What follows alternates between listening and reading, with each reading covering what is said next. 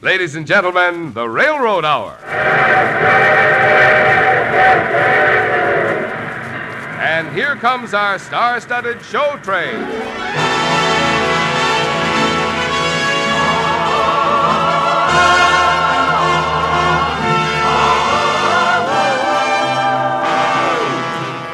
Tonight, the Association of American Railroads presents the great Broadway musical hit, Irene, starring Gordon MacRae and his guest star, Eileen Wilson.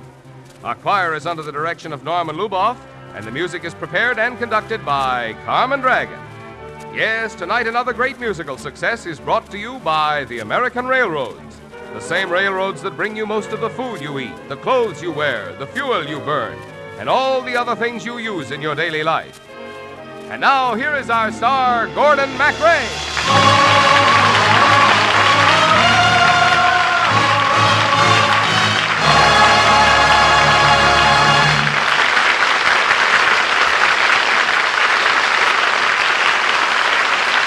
Thank you very much, Marvin Miller, and good evening, ladies and gentlemen.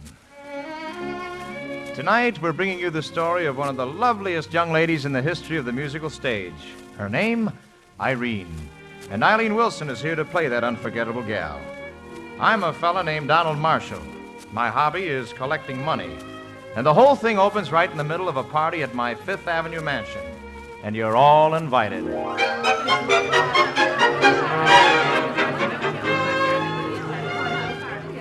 As you all know, our latest fad here on Fifth Avenue is genealogy. That means, of course, tracing our family backgrounds. Climbing up our family trees till we find William the Conqueror. Well, you know, sometimes you climb your family tree, Bob, and all you find is bark. That's called barking up the wrong tree. In the art of genealogy, we find the pedigree of your family tree. And if it's what it ought to be, the tint of blue is flowing. If you want to find an uncle or a cousin or an aunt, we knew your tree when it was a plant. We can make them watch your family can't, with a coat of arms worth showing. Please, Professor, wait. Professor, tell me, when the Mayflower sailed on that day in June, and our grandparents left on their honeymoon, did they travel first cabin and sleep till noon, or were they second cabin? Underneath the branches of our spreading family tree, come along with me and meet your grandpa's lovely relations. Peep beneath the covers of our ancient history, underneath the branches of our spreading family tree.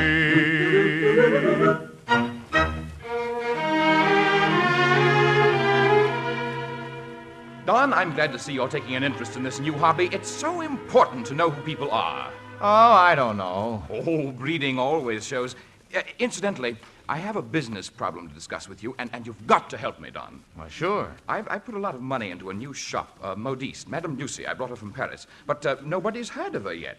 What can I do? Well, the secret of this business is to get good-looking young girls to wear clothes where other people will see them, and then they inquire who made them, and the ball is rolling. Well, it's rather a delicate subject to suggest to a gal that she changed her modiste. She might think I didn't like her clothes. I guess I'll think of something.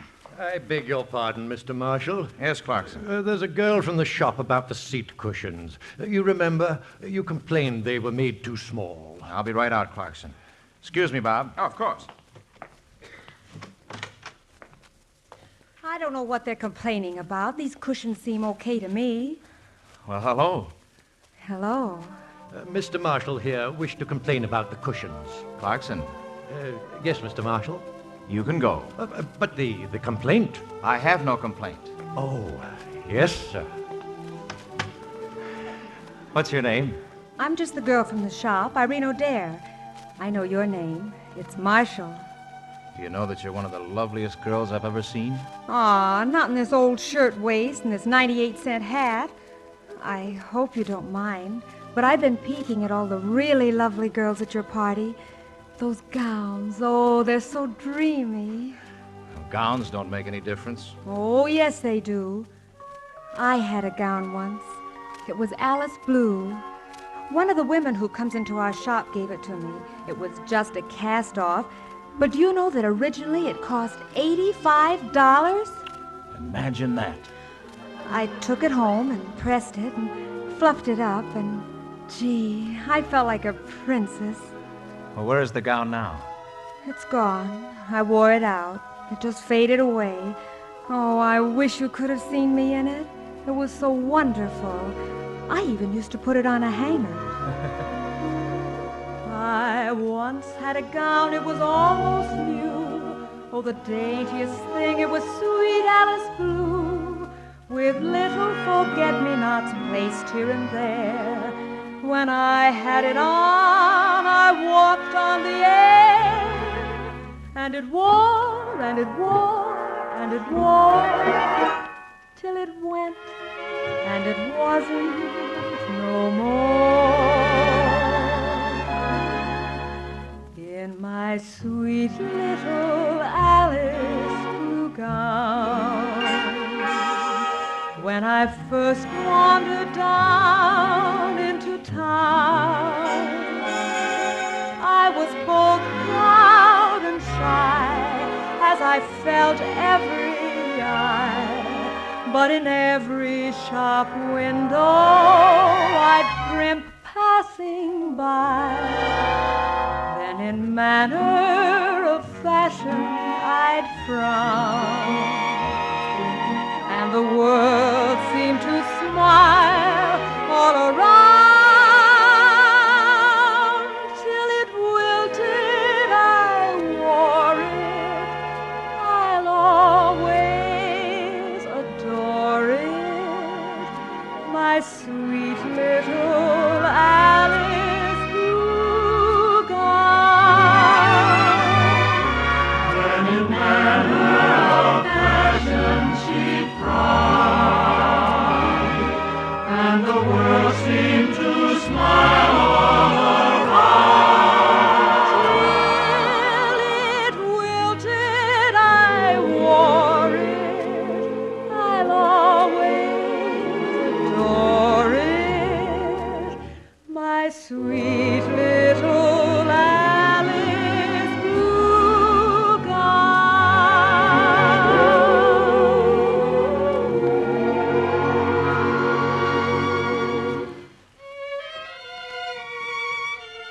Sounds wonderful. Clothes make a lot of difference to a girl. Even if I do live on 9th Avenue, I love beautiful things. Say, I've got a wonderful idea. My mother says I should be careful when strange young men get ideas. Don't worry about that. Listen, I'm going to see that you get not $85 dresses, but $300 dresses. Huh? You're going to look like $1 million, and it won't cost you a penny. Gee. Now listen closely, Irene. Have you ever heard of Pygmalion and Galatea? They a vaudeville team? No, he was a sculptor and she was a statue. But she was so lovely, so fascinating that he fell in love with her. He decked her out in the most beautiful raiment, and she came to life. And they loved each other forever and ever. Oh, I don't believe it. We're going to deck you out, Irene, with gowns and jewels and hats and slippers. You're going to be Cinderella. You're going to be Galatea. Gee whiz. Now, how much do you make a week at the shop? $15. Well, you're making $25 a week right now. And all you have to do is wear beautiful clothes, go to parties, and tell everybody you bought them in Madame Lucy's. It's like a dream. And remember, it's our secret. We'll start the ball rolling tomorrow. Hey, Bob, I think I've got an answer to your problem.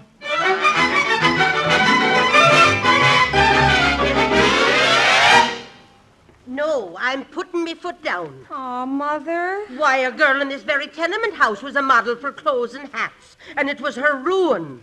She got used to fine feathers and wanted to be a fine bird. Well, you know what she turned into? An old crow. All right, Mother, all right. And didn't I have enough experience with your old man? He had to get a job in a distillery. Oh, daughter, did he love his work. He drank everything they made. Never hurt him until it killed him. Yes, Mother. Well, where are you going now with that black look on your face? Just out to sit on the fire escape. Good evening to you, Mrs. Mahoney. Gee, I guess all a gal can do is dream. If I shut my eyes and my ears, this isn't a fire escape at all. It's the rampart of a castle. We build our castles in the air and bid the world go by. So half the time we're living here, we're dreaming in the sky. In dreams 12 hours through the day, a shame there can't be more. If every girl could have her way, we'd dream the 24.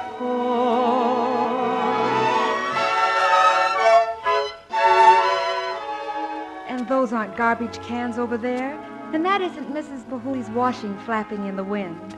It's Mr. Marshall, Don, on a white horse, come to serenade me. There's a castle in our dreams where we place our hopes and all our fancies, where the light of romance beams and sweethearts come mowing under your window, cooing. Leave behind our worldly schemes, climb the stairway to the castle of dreams. I don't care what Mama says. I'm going to be that Galatea gal. Madam Lucy, slippers, stockings, hats and gloves, underthings, overthings, everything for Mademoiselle Irene O'Dare. Design a gown. The most beautiful gown this town has ever seen. Mademoiselle O'Dare, do you have a color preference? Oh, yes. Blue. Alice blue.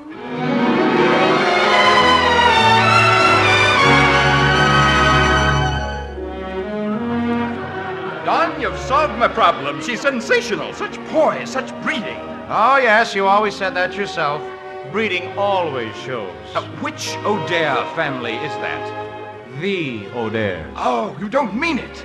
Well, I tell you, she's so fascinating that, well, I'm positively falling in love with her.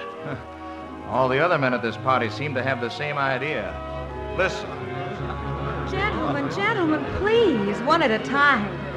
Oh, I'm having a lovely time. Oh, that's as it should be, Miss O'Dare, because we all think you're the loveliest girl in the world. Gentlemen, I thank you. I only hope that at midnight I don't turn into a pumpkin. Though kind eyes befriending, what will be the ending of my little Alice blue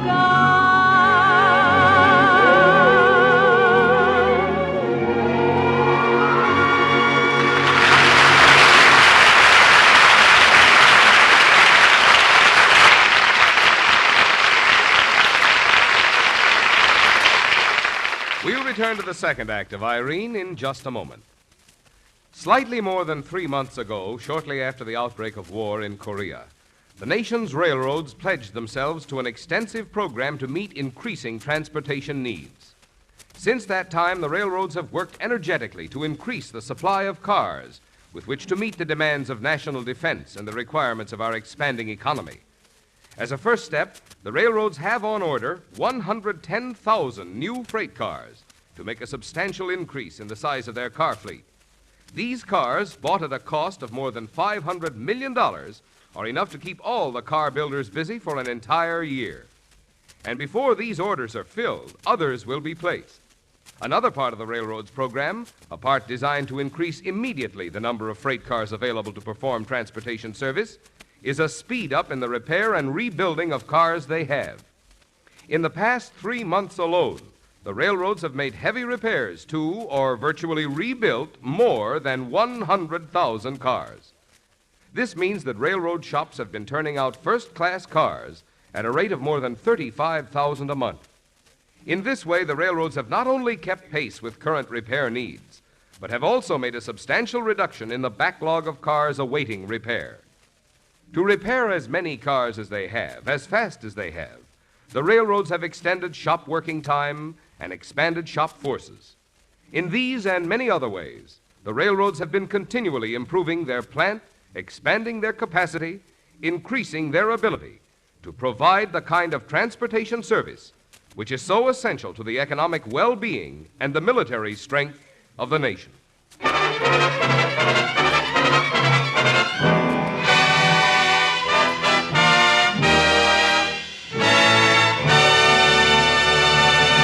Here is Act Two of Irene, starring Gordon MacRae as Donald Marshall and Eileen Wilson as Irene.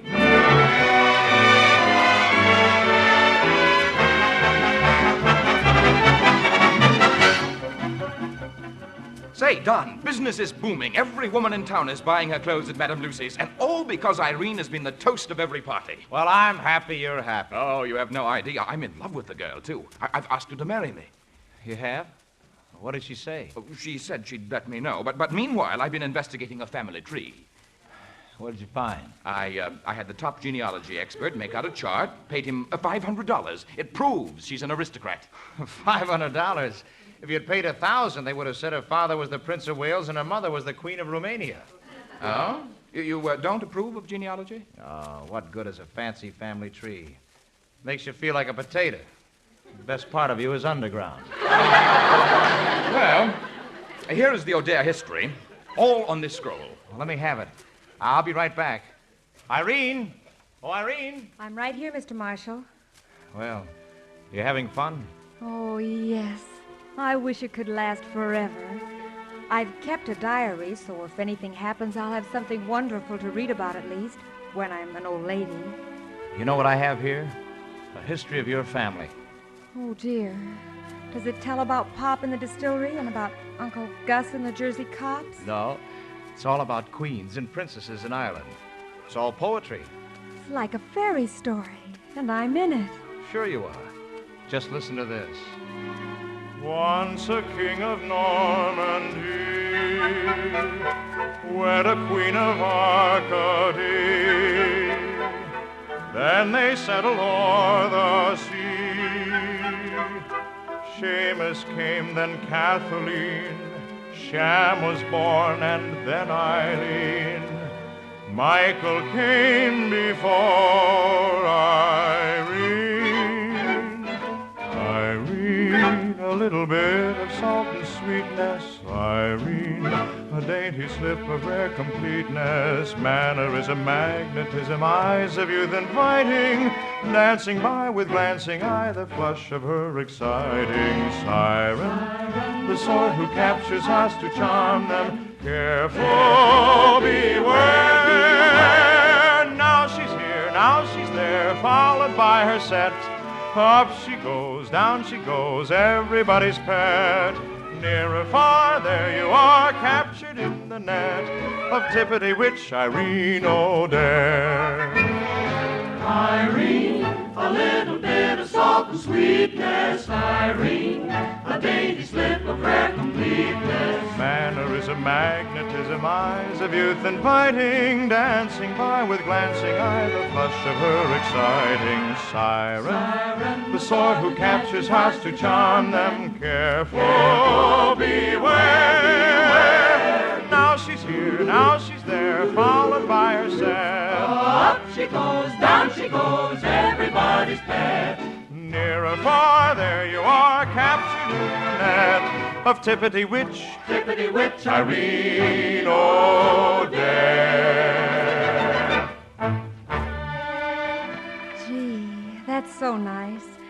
I wish it was true. I wish it was for real.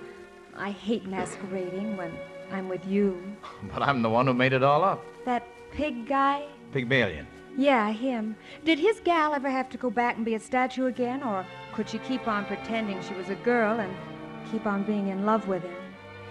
I think he was the one who had to pretend, because she was so very beautiful that he never thought he was worthy of her. Golly. To be worthy just a little while in the sunlight of your gentle smile. All you'd ask for, any task for, I would give, yes, my heart and all away. But remember, little butterfly, as she fluttered in the garden, her wings bright as any flower might change any fickle hour. Who'd want her there in a garden fair? Soon she must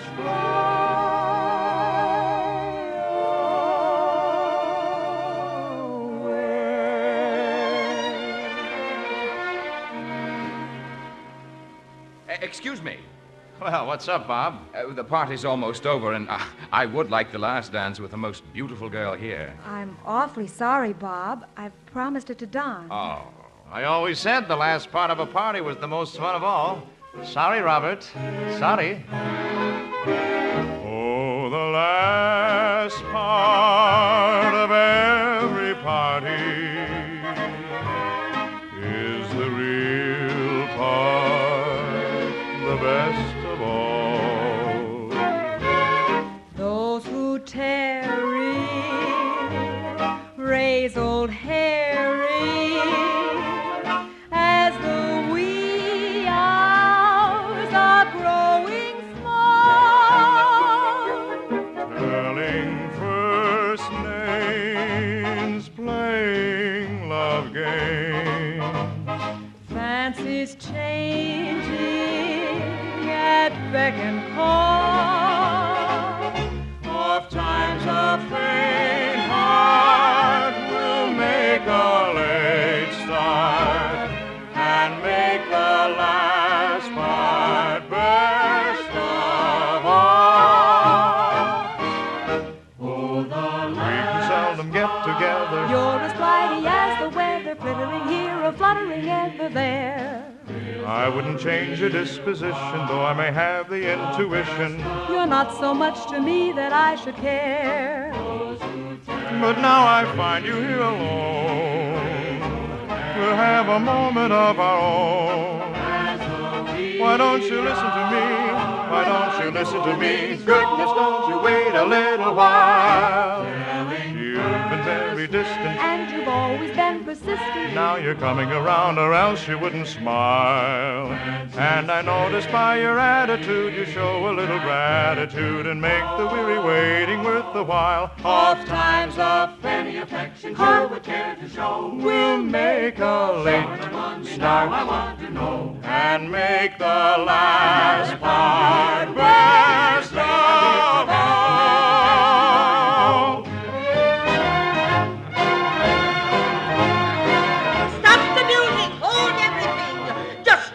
What's going on here? Mother. Mother!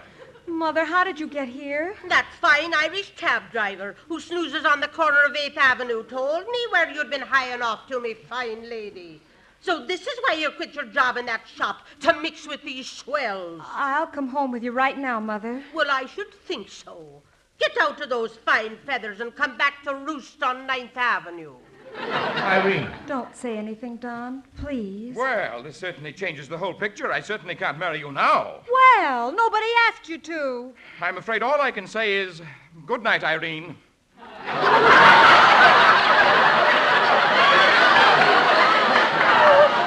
Good night, Irene. You know, that would make a nice song title. You know something?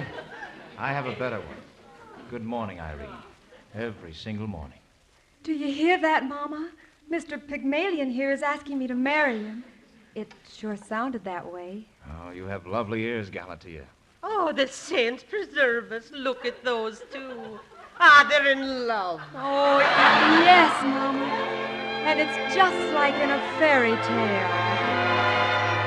There's a castle in our dream. There we place our hopes and all our fancies. There the light of romance beams. And sweethearts come owing under your window cooing. Leave behind our worldly Find the stairway to the castle of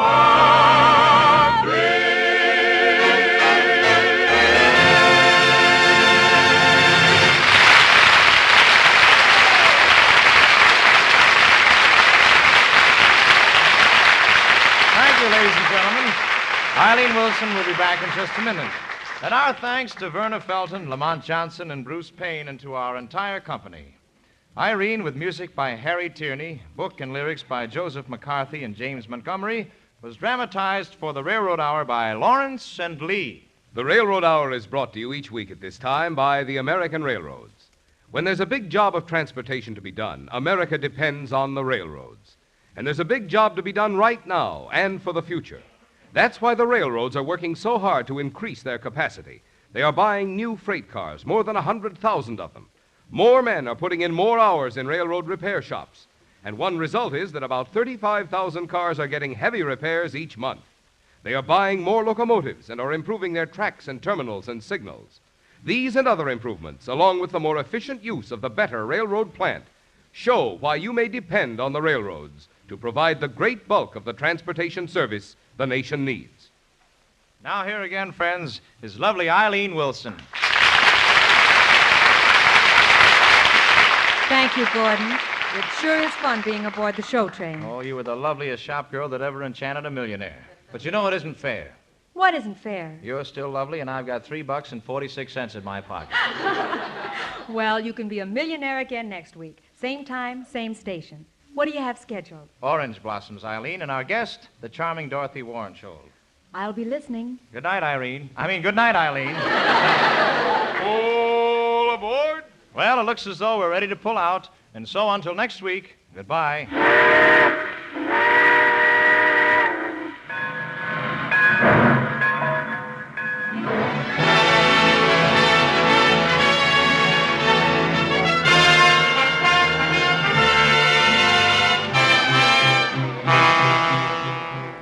Irene was presented by special arrangement with the Tams Whitmark Music Library. Eileen Wilson can be seen and heard in Your Hit Parade for Lucky Strike.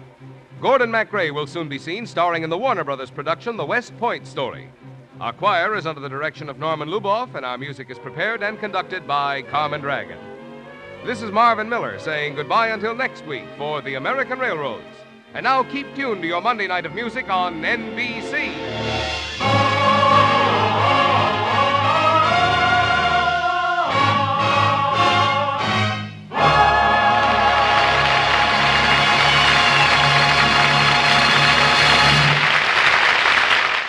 Hear Voice of Firestone and later Benny Goodman and the Symphony on NBC.